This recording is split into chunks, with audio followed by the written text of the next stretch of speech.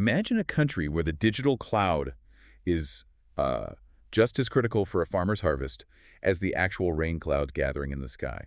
Imagine driving down a highway where the road itself is being monitored by artificial intelligence to detect a pothole before it even cracks open the asphalt. We're getting there. We are not talking about a sci-fi novel set in the 22nd century. We are talking about the reality of India's infrastructure transformation right now, today. It's happening on the ground.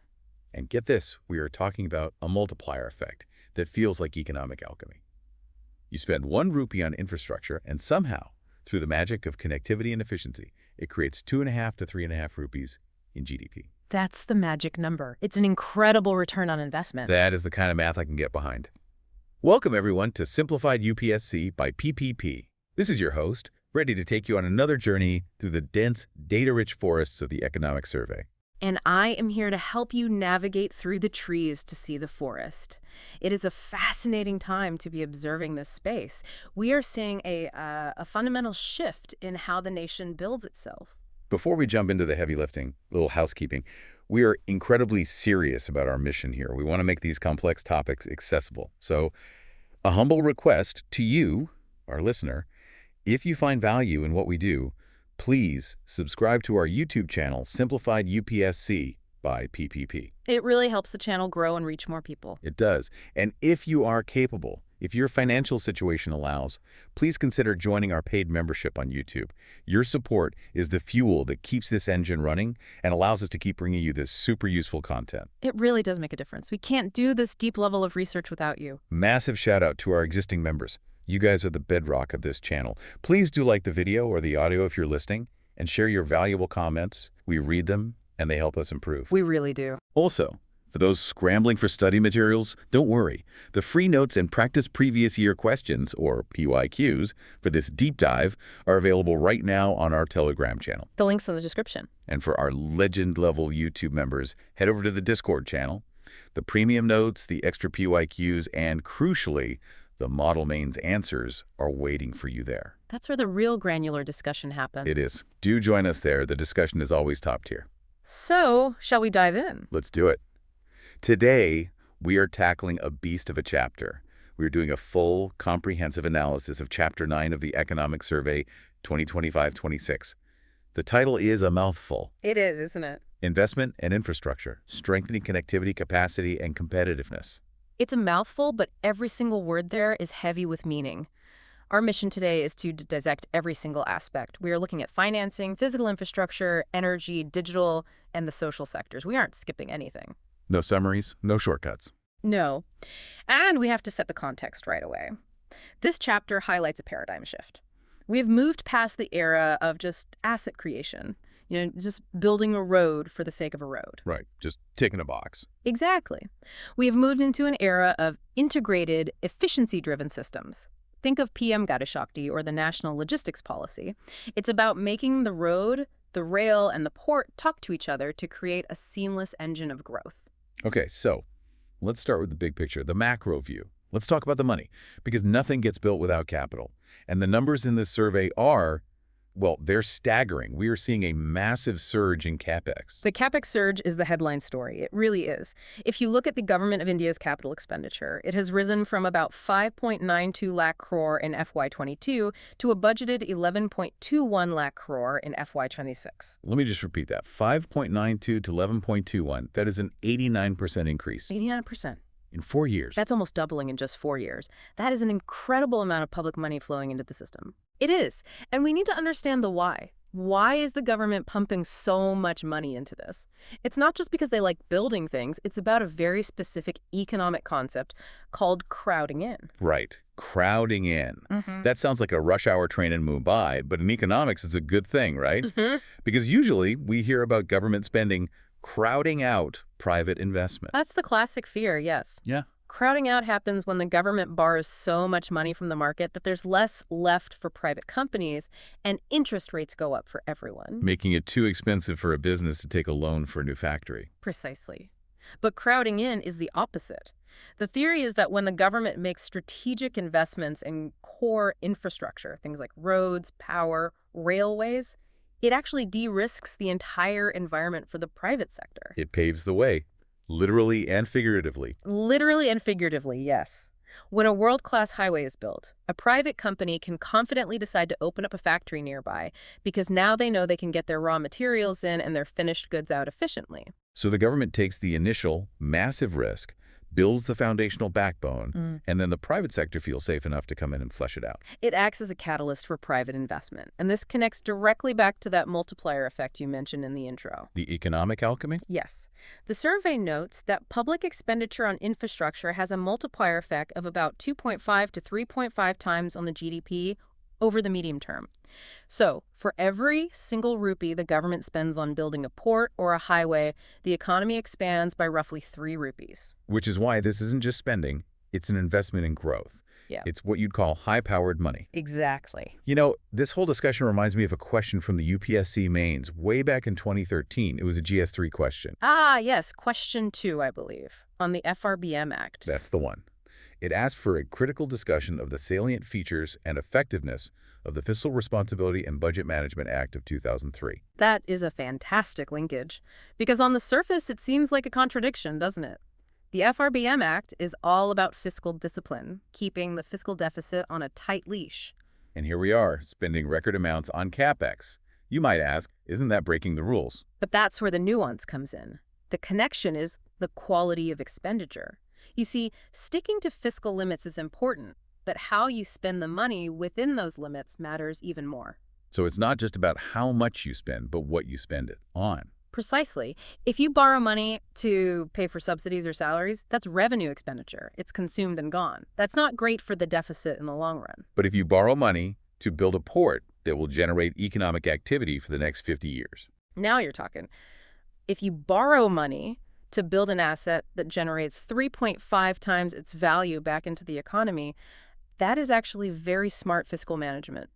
The CAPEX surge we're seeing in the 2025-26 survey is a testament to this philosophy. Prioritizing high-quality expenditure while still trying to manage the overall fiscal glide path. It's about spending better, not just spending less. Spending better. That's a perfect segue to the next pillar of this strategy, institutional reforms. Because you can throw trillions of rupees at a project, but if the planning is chaotic, you are just burning cash. And this is where PM Gati Shakti comes in. I feel like we hear this term a lot. It's become a bit of a buzzword, but it's so important to unpack what it actually does functionally. Please do, because sometimes it can sound like just a fancy name for another government portal or a committee meeting. It is so much more than that. PM Gati Shakti is the National Master Plan. Before this, you had what we call departmental silos. Imagine this, and you've definitely seen it. The road department lays a brand new, beautiful highway. 2 months later, the telecom department comes along, digs a trench right through it to lay fiber optic cables, and then patches it up poorly. Oh, the classic dig and fill nightmare. We've all seen it. It drives you absolutely crazy as a citizen. And then 6 months later, the water department comes and digs it up again to lay a new pipe. It's inefficient, it's a waste of money, and it's frustrating for everyone. Gati Shakti is designed to end that. How? It institutionalizes multimodal planning using GIS, geographic information systems. It layers all the existing and planned infrastructure data on a single digital map. So now the road planner, the railway planner, the telecom planner, and the gas pipeline planner are all looking at the same map in real time. So they can coordinate. Okay, we're laying the road in June. You need to put your cables in at the same time before we put the final layer of asphalt down. Exactly. It seems like common sense, but implementing it across a bureaucracy as vast and complex as India's is nothing short of revolutionary. And the survey now mentions PM Gati Shakti Public. Right. What's that? That is a huge step forward. It's about democratizing this geospatial data. It allows private developers, logistics companies, and even academic researchers to access this vast repository of data. So if you're a private logistics company planning a massive new warehouse, you don't have to guess where the best spot is. No more guessing. You can use this data to find the optimal location based on current and future infrastructure. You can see where the new freight corridor is coming up in 2 years and plan accordingly. It massively reduces information asymmetry and risk for the private player. Which should, in theory, attract more private investment. And this ties directly into the National Logistics Policy, or NLP. Correct. Gati Shakti is the planning tool. The NLP is the overarching policy goal. The main objective is to reduce India's logistics costs from the current 13–14% of GDP down to a single-digit global benchmark, maybe 8%.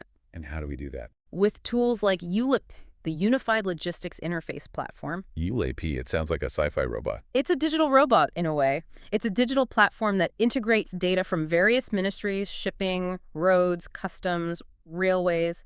It's an API layer that allows different systems to talk to each other, creating a unified view for logistics operators. And then there's LEADS. Yes, leads logistics ease across different states. This is a brilliant framework that ranks states on their logistics efficiency.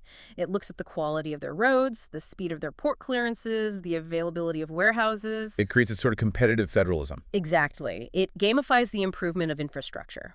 States are now actively competing to have the best logistics environment to attract businesses. My state moves trucks faster than yours. It's a powerful motivator. It is. Okay, so we have the money, we have the method. Now let's talk about the financing landscape itself. Who is actually lending the money for all this? Because the survey points out a pretty significant shift here. It does, a very important shift. Historically, infrastructure in India was financed by banks, primarily public sector banks. But banks have a fundamental structural problem when it comes to funding infrastructure. It's called an asset-liability mismatch. Can you break that down for us? What does that mean in simple terms? Sure. Think about how a bank works. It takes deposits from you and me. Savings accounts, fixed deposits, these are short-term liabilities for the bank. You can go to the ATM and ask for your savings account money back today. Right, or my FD matures in a year or two. Exactly. But an infrastructure project, let's say a massive toll bridge, takes maybe 20 or 30 years to pay back its loan. It's a very long-term asset. So you're using short-term money, which might be withdrawn tomorrow, to fund a dam that will only start generating significant returns in 2030. That sounds risky? It's extremely risky. If there's a panic and a lot of depositors want their money back at once, the bank can't just sell a piece of the bridge to pay them. This mismatch was at the heart of the bad loan crisis we saw a few years ago. So what's the shift? The landscape is shifting away from banks and towards NBFCs, non-banking financial companies, and, more importantly, the capital markets. The data is crystal clear on this. The survey notes that NBFC credit to the commercial sector grew at a compound annual growth rate, or CAGR, of 43.3% between FY20 and FY25. Wow, 43.3%. That is explosive growth. It's huge, and you compare that to just 25% for banks over the same period. The financing is moving to specialized institutions like the new National Bank for Financing Infrastructure and Development, or NABIFID, that are designed to handle this long-term risk. And we're also seeing these fancy acronyms taking center stage in the market. INVITES and REITs. Yes, infrastructure investment trusts and real estate investment trusts. These are absolute game changers for financing and monetizing infrastructure assets. Explain them like I'm five. Okay. Think of them as mutual funds, but for infrastructure. Instead of buying a basket of shares in companies like Reliance or Tata, you buy units in a trust that owns a portfolio of physical assets, a toll road, a power transmission line, a set of warehouses. And I get a slice of the pie. A share of the toll revenue or the rent from the warehouse. Exactly. It allows regular investors to own a piece of a high-quality infrastructure asset that would otherwise be inaccessible.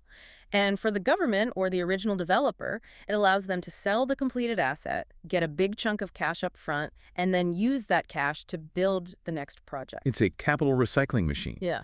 And the survey mentions a key regulatory change that kicked in recently on January 1st, 2026. What was that about? Yes, a very important one. SEBI now allows mutual funds to treat their investments in REITs and INVITES as equity-related instruments. This sounds technical, but it's huge. Why? Because it boosts liquidity. It makes it much easier for the big mutual funds who manage trillions of rupees to invest in these trusts without jumping through complex regulatory hoops. It opens the floodgates for more domestic capital. And the numbers show it's already working. From April to November 2025 alone, these instruments mobilized nearly 13,893 crore. That is a lot of private capital being unlocked from the markets. But with all this lending and spending, we have to make sure we don't repeat the mistakes of the past. The dreaded twin balance sheet problem that held India back for a decade. That is where the regulatory cleanup comes in. And the survey specifically highlights the RBI's new Project Finance Directions 2025, which became effective on October 1st, 2025. This is a big deal. Okay, so what's the headline there? What's the core change? The key concept is DCCO date of commencement of commercial operations.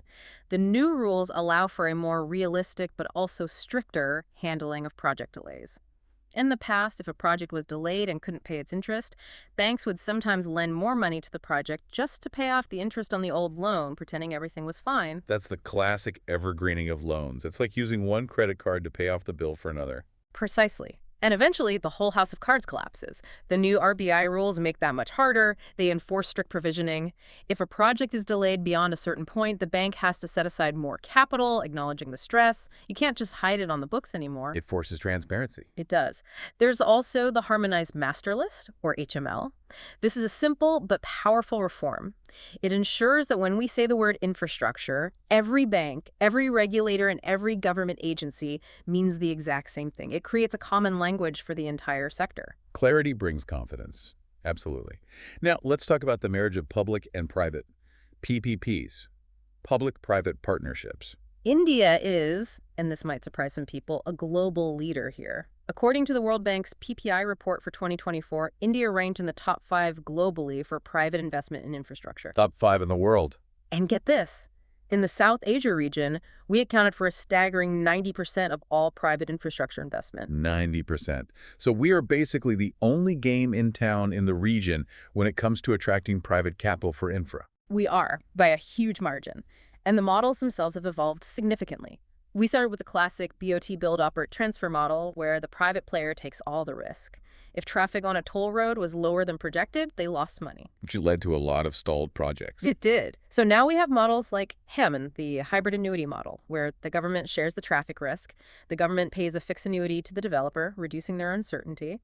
And we have TOT, toll, operate, transfer. That's the asset monetization one. Yes. The government builds the road. And once it's operational and generating steady toll revenue, they lease it out to a private player for, say, 30 years in exchange for a large lump sum upfront payment. It's like renting out your house to get a big deposit, which you can then use to go and build another house. That's a perfect analogy. That is asset monetization in a nutshell. And the survey, in box IX.1 and IX.2, details the institutional support for this. The PPP Appraisal Committee has recommended 129 projects worth over 5.6 lakh crore, and we have the VGF scheme viability gap funding. That's where the government chips in a certain percentage of the project cost to make an otherwise unprofitable but socially necessary project viable for a private player, right? Exactly. Up to 40% of the capital expenditure for economic projects. But here's the really interesting part, the part that links to social infrastructure. The VGF can go up to 80% for social sector projects. 80%. That connects perfectly to a recent PYQ. It was from the UPSC Mains 2025 GS1 Question 8. Oh, the one about smart cities and urban poverty? Yes. The question was, how does the smart city concept in India address the issues of urban poverty and distributive justice? That is a critical linkage. Critics often say that PPPs are just for profit. They're only for building fancy airports and toll roads for the rich. But this VGF provision, allowing up to 80% government support for social sector projects, like, say, a modern waste management plant in a low-income area, or a water supply project, or affordable housing within a smart city, directly addresses that question of distributive justice. It shows how you can use the efficiency of the private sector to deliver public goods to the poor, with the state bridging the viability gap. So if you're writing that answer for the mains, you should absolutely cite the VGF norms from the latest economic survey as concrete evidence of the government's policy intent to use PPPs for social welfare. That is a gold standard point. It shows you understand the actual policy mechanisms, not just the general theory. Fantastic. Okay, let's move from the money to the concrete. Section 2 of our deep dive, core physical infrastructure. And let's hit the road. Literally. Roads and highways. The narrative here has shifted, and it's a very important shift. For years, the only metric we heard about was kilometers per day of road building. It was all about quantity. And now the focus is on quality and speed. The term you see throughout the survey is high-speed corridors, or HSC. Speed is the name of the game. It's not just about connecting point A to point B anymore. It's about how fast and how reliably you can get there. Exactly. The HSC network grew from just 550 kilometers back in 2014 to 5,364 kilometers by December 2025. And the target is ambitious, 26,000 kilometers by FY33. We are building an expressway nation. This fundamentally changes the economics of logistics. A truck journey that took 3 days now takes 1. And they're using some very serious tech to do this. The survey mentions AIMC, Automated Intelligent Machine Aided Construction, and drone analytics. Which brings us to another perfect PYQ linkage, UPSC Mains 2025, GS1, question 15. Let me guess. How can artificial intelligence, AI, and drones be effectively used along with GIS and RS techniques in locational and aerial planning? That's the one. And this section of the survey is a direct practical answer. In road infrastructure, drones are now routinely used for alignment planning. They create highly accurate 3D terrain models of the proposed route before a single shovel hits the ground. This helps engineers find the path that requires the least amount of earthwork, saving time and money. And the AI part. For maintenance. Network survey vehicles equipped with high-resolution cameras drive along the highways, and AI algorithms analyze the video feed in real time to detect potholes, cracks, and other defects automatically. It's not a guy with a clipboard making subjective judgments anymore. It's an algorithm flagging issues for repair. That is a perfect case study for that answer. It takes the theoretical AI is good for planning and makes it concrete. You can talk about road alignment and predictive maintenance. And on the financial side of roads, the survey says the first public NVIT is planned for 2026. Asset monetization again. Take a bundle of completed revenue-generating highways, put them into a trust, sell units to the public on the stock exchange, and then use that massive inflow of cash to go and build more roads. It's a virtuous cycle of capital. Okay, moving from tarmac to tracks. Railways, the lifeline of the nation. The railways are seeing what the survey calls a capacity blitz. Just like with roads, the CAPEX is at record levels. The network has expanded to nearly 70,000 route kilometers. But the stat that absolutely blew my mind was this. 99.1% electrification was achieved by October 2025. 99.1%, that is effectively 100%. We have weaned one of the largest rail networks in the world almost completely off diesel. The carbon saving from that alone must be immense. It's massive. And commissioning rates, that's the pace at which they are building and opening new lines, have more than doubled post-2014. But the big strategic shift here under PM Gati Shakti is the corridor approach. What are these corridors? Are they physically different tracks? In some cases, yes, but it's more about strategic focus. The survey identifies 3 types. First, the energy, mineral, and cement corridors. These are dedicated freight routes designed to move bulk commodities like coal and iron ore from mines to plants with maximum efficiency. So getting the heavy stuff off the main lines. Exactly. Second, the port connectivity corridors to ensure seamless last-mile connectivity from the hinterland to the sea. And third, the high traffic density corridors, where they are decongesting the busiest routes, often by separating passenger and freight traffic onto different lines. It's about specialization. For decades, a fast passenger train would get stuck behind a slow-moving coal train. This strategy aims to end that. And of course, for the passengers, we have the Vande Bharat trains and the Amrit Bharat station upgrades. It's not just about getting there, it's about the quality of the journey. It creates a psychological shift. It's so important. When public infrastructure becomes a point of pride, not just utility, it changes people's expectations of governance. Absolutely. Now let's head to the coast. Ports and shipping. The blue economy. The landlord port model is now fully operational and showing results. As we touched on earlier, this is where the government, as the landlord, owns the port, but the private sector runs the terminals with much greater efficiency. And it's working. The numbers back it up. The data says yes. The value of PPP projects in our major ports increased by a whopping 377% between FY15 and FY25. But the really critical metric is efficiency. The average turnaround time, that's how long a container ship has to stay in port to load and unload, is now at global best standards. That's huge for our exporters and importers. Time is money in shipping. If your ship is stuck waiting in port for an extra 3 days, you're losing your competitive edge. You are, and this improved efficiency is getting noticed globally. The World Bank's Container Port Performance Index for 2024 now has 2 Indian ports in the top 30 globally. We are becoming a credible maritime hub. This connects to yet another PYQ from UPSC Mains 2025 GS1 question 14. The one about offshore versus onshore oil reserves. That's it. Give a geographical explanation of the distribution of offshore oil reserves. How are they different from onshore? It's an interesting link. While the question is primarily geological, the economic extraction of those offshore oil and gas reserves depends entirely on having world-class port infrastructure. You need specialized deepwater ports to support the offshore rigs, to handle the complex supply vessels, to process the crude.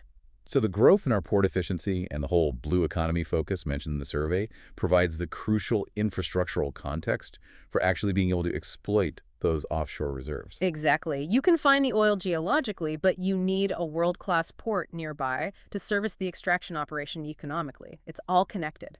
Geology dictates where the oil is, but infrastructure dictates if we can actually get it out of the ground. Excellent point. Okay, let's power up. Section 3 of our deep dive, the energy sector. This is where the rubber meets the road for development. You can't have a modern industry, a digital stack, or high-speed trains without abundant, reliable power. The total installed capacity is now 509.74 GW. That is a massive number. It is. But the quality of supply is the real story here. The survey says the gap between energy demand and supply is now effectively nil at the national level. Nil.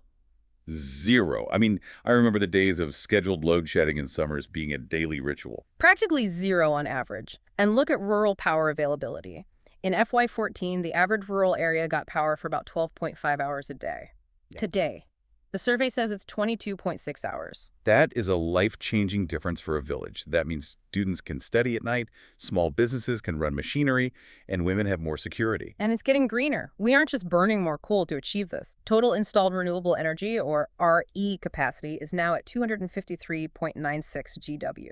We are aggressively moving away from fossil fuels. Which brings us to UPSC Main's 2025 GS1 question 6. Ah, the solar energy question. Yes, a classic. Explain briefly the ecological and economic benefits of solar energy in India.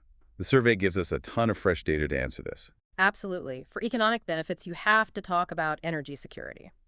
Every unit of solar power we generate is one less unit of imported coal or gas we have to buy, which helps our trade balance. The survey explicitly mentions reducing the import bill.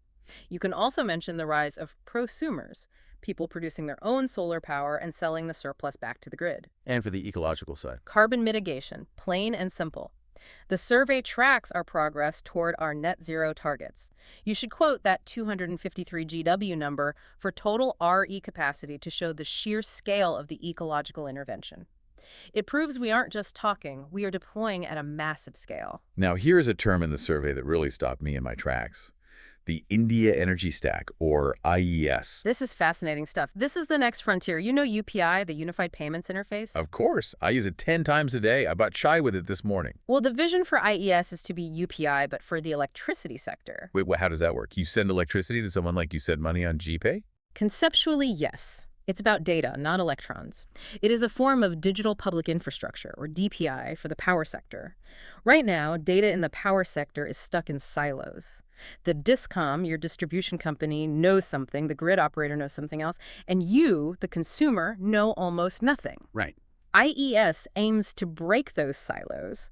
It is not a central database, but a set of open protocols, they call it the Unified Energy Interface, that allows all these different systems to talk to each other securely. So what does that mean for me, the guy with the chai? In the future, it could empower you completely. It enables things like peer-to-peer energy trading. Imagine you have solar panels on your roof. You generate more power than you need during the afternoon. IES could create a platform where you can sell your excess power directly to your neighbor or to an EV charging station down the street with instant settlement, just like sending money on UPI. It turns consumers into prosumers. That is revolutionary. It completely decentralizes the grid. But, expert, there is always a catch with renewables, right? The sun doesn't shine at night and the wind doesn't always blow. The intermittency problem. This is the Achilles heel of renewables, and the survey dedicates significant space to it. We need dispatchable power we can turn on exactly when we need it. Since we can't control the sun, we need to get very good at storage. And the survey talks about two main solutions, BESS and PSP. Yes. BESS is battery energy storage systems. These are giant grid-scale batteries, like the lithium-ion battery in your phone, but the size of a shipping container. And PSP is pumped storage hydropower. How do they work? It's a beautifully simple concept. It's a giant water battery. You use surplus solar power during the day when electricity is cheap and abundant to pump huge amounts of water from a lower reservoir up a hill to a higher reservoir. So you're storing the energy as gravitational potential energy. Exactly. Then at night, when the sun is down and evening demand peaks, you open the gates and let the water flow back down through turbines, generating electricity. It's using gravity as a massive rechargeable battery. Simple physics solving complex economics. And we can't talk about power without talking about the financial health of the discoms. Box 99.7 covers this, doesn't it? It does, and it's crucial. Improving discom finances is the last mile reform. If the company that sells you power is perpetually bankrupt, the entire chain collapses. They can't pay the generators, who then can't pay for the coal or the new solar panels. The survey highlights schemes to reduce their aggregate technical and commercial losses and improve billing efficiency, and smart meters are absolutely key here. Smart meters, smart grid, smart planning. Let's talk about the infrastructure that makes all this smart possible. Section 4, future-ready digital infrastructure. This is the invisible infrastructure, but it's the backbone of the 21st century economy. Connectivity is no longer a luxury. It is a fundamental right. The survey uses a slogan here that I liked: perform, reform, and transform. Catchy, but does the data hold up? I'd say so. Listen to this stat. The average cost of data in India dropped from around 300 euros per GB in 2014 to just 8.3 per GB in 2025. Let that sink in. A 97% drop. It is the single biggest democratization of information and services in our recent history. When data costs 300, you ration it. When it costs €0, you consume it freely. And consume we do. The average monthly data consumption per user has surged from just 62 millibeats to 25 gigabytes. We are devouring data. We are watching videos, learning new skills on YouTube, running businesses on our phones, accessing government services. And the coverage is massive, too. 5G is now in 99.9% of districts, and they are already deep into researching 6G with the Pratt 6G mission. But for me, the most important trend highlighted in the survey is inclusion. For the last few years, rural growth in internet connections has been outpacing urban growth. The digital divide is finally genuinely shrinking. This reminds me of a UPSC mains question from 2020, GS2, question 20. About the role of digital initiatives in education. Exactly. The question was, how have digital initiatives in India contributed to the functioning of the education system in the country? Well, you simply cannot have digital education without cheap, ubiquitous broadband. The survey's data on the price drop to 8.3 GB is the prerequisite for that entire answer. If data was still 300 GB, online classes for rural kids during the pandemic would have been an impossibility. So the infrastructure growth discussed in Chapter 9 is the foundational layer for the educational shifts that question was asking about. You can't have the SWAYAM or Diksha porters being effective without the fiber optic cables and the cheap data plans. It's the enabling layer for everything else. Now, where does all this data live? That brings us to IT infrastructure and data centers. The new factories. Data centers are the factories of the digital age. Instead of processing steel, they process information. And our capacity is growing fast. Currently at 1.28 gigavalue, projected to hit 4 gigaW by 2030. And the government is walking the walk with its own initiative, Migraj. Migraj. That translates to King of Clouds, doesn't it? It does. It's the GI Cloud Initiative, the government's own cloud. They have impaneled 26 different cloud service providers. This allows any government department, from the central level to a small municipality, to go digital and move their services to the cloud instantly without having to buy and maintain their own expensive servers. It massively speeds up governance. Okay, let's move to our final section, Section 5. Social and emerging sector infrastructure. Because infrastructure isn't just about economic efficiency, it's about human dignity. And nothing represents that more than water and sanitation. The Jal Jeevan mission. It's amazing how we usually think of infrastructure as these massive highways or power plants, but a simple water pipe into a rural home is probably the most critical piece of infrastructure for that family. Absolutely. It frees up countless hours for women and girls who previously had to fetch water. It improves health outcomes dramatically. The coverage expansion has been massive. But again, look at the tech integration. The survey mentions ISRO's role. IRSI, space agency, is involved in water supply. Yes. They use their Bhuvan geospatial platform to geotag watershed development projects. It's for monitoring and accountability to verify that the work claimed on paper was actually done on the ground. And they're using the Urban Water Information System for monitoring groundwater levels in A-marked cities. Using space tech to manage groundwater. Speaking of space, the final frontier is now officially an infrastructure play. Space is no longer just about national pride or pure science. It's an economic sector. It's part of the new infrastructure of the nation. And the survey really highlights the push for private participation. That's where InSpace comes in. It's the new regulator and facilitator for this. It's like the TRAI, but for the space sector. We are now seeing private companies building rockets, designing satellites. Box 9, Forteview, and Survey details this push. And the applications are just fascinating. The survey mentions Russer's remote sensing for chemical emergency. Yes, using satellites to monitor hazardous chemical leaks or industrial accidents from space. And Yuktara, which uses satellite data and remote sensing to help plan MGN-REGA assets. And this links to a very recent question. UPSC Mains 2025, GS3, question 15. Technology and locational planning. Exactly. The question asks about how technology can be used in locational and aerial planning. And ISR's integration with PM Gati Shakti and schemes like Yuktara is the perfect case study. Right. We aren't just digging ponds for MGN-REGA anymore. We are using satellite imagery to identify the exact location to dig that pond where it will result in the maximum groundwater recharge. That is technology-driven locational planning at its best. We have covered a lot of ground, from financing to roads, rail, ports, power, digital, water, and even space. Let's try and bring it all together. Conclusion time.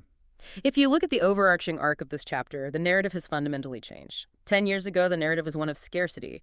We don't have enough road, we don't have enough power.